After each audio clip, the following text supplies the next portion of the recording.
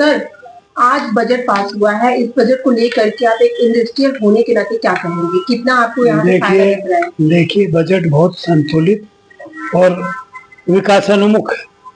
माननीय वित्त मंत्री ने बजट भाषण प्रारंभ करने के पूर्व ही कह दिया कि बजट डेस्टिनेशन विकसित भारत।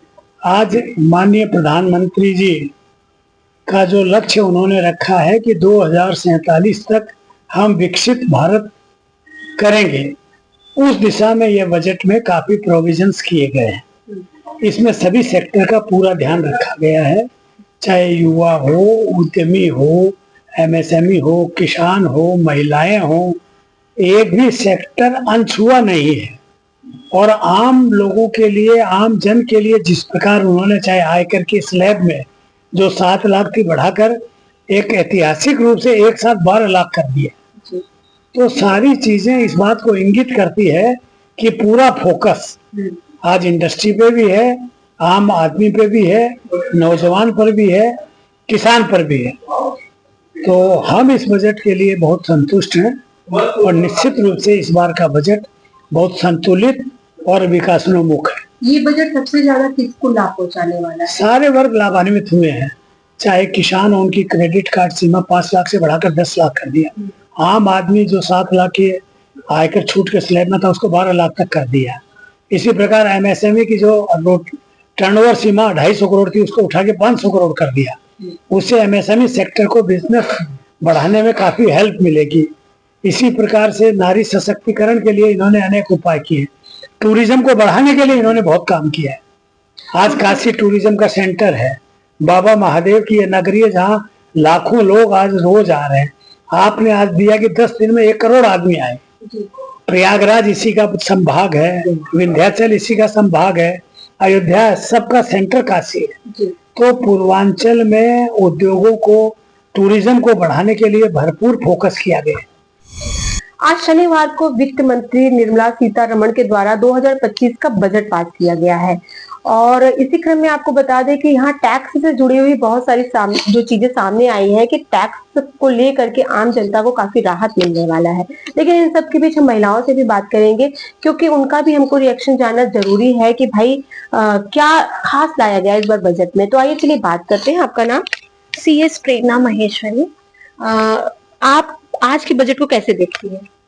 आज का बजट एक्सपेक्टेशन से काफी ज्यादा अच्छा था।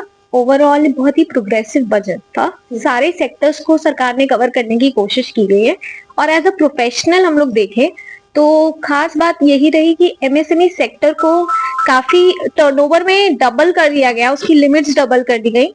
तो ये बहुत ही अच्छा और सराहनीय कदम था। तो मतलब कि एक तरीके से कि ये हर जगहों पे काफी अच्छा ये जो भी बजट आया हुआ है। और साथ ही ये भी पूछना चाहेंगे महिलाओं से रिलेटेड कुछ चीजें, स्पेसिफिकली महिलाओं से रिलेटेड शेड्यूल कास्ट और शेड्यूल ट्राइब के लिए लेकर आए थे, पर ओवरऑल ऐसा कुछ नहीं था। बट कई सेक्टर्स को कवर करने की कोशिश करी गई और हर सेक्टर, जैसे रेलवे हो, कैंसर पेशेंट्स के लिए एक सेंटर्स खोलने की बात कही गई हो, तो काफी अच्छा बजट था। पिछली बार के अपेक्षा इस बार का बजट कैसा रहा? आपका नाम क्या है? मेरा नाम CA रचिता भार्गव है।